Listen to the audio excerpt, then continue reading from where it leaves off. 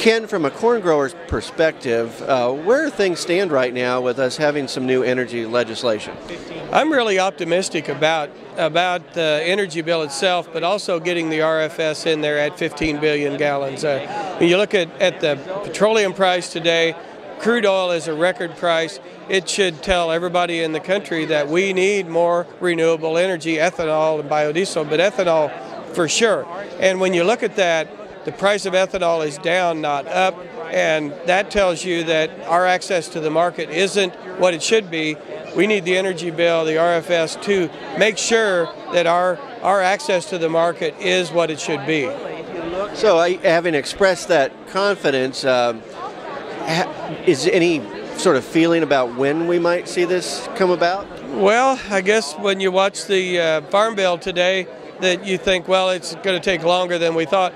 Most of the time it does. But I think when you watch the politics of this, we can really see that there is some urgency in Congress. We've got the momentum from consumers. Taxpayers are behind this as a majority. When you do polls, you see that. I think we've got a really good chance. I'm very optimistic that we'll get this done. I think that our influence is helping. We're talking to some environmental groups that are actually seeing ethanol as a renewable resource that's helping the environment. The renewable part is a real plus. So I really feel optimistic that we're gaining on it. Anything else that, whether they're corn growers or just the consuming public, ought to know about where things are right now in this process?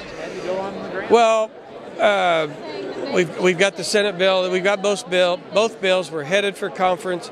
As a lot of us know, the system is a lot of the procedures are there to make the right things happen. To keep, the process is a good one. You just have to know how the process works, and we're willing to work with the process, and I think that's important because we're the good guys here. We want to make sure that the United States of America has a renewable portfolio of energy that's big enough to make a difference.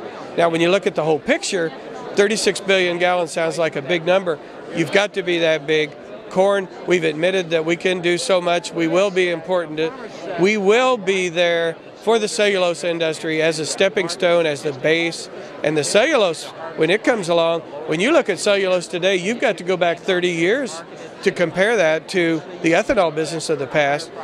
It's going to take a while to get the cellulose business going. Probably not that long, but it's going to be a slow grower. It will be using the plants we're building today, and I think that's a really important part of how we get to where we want to be.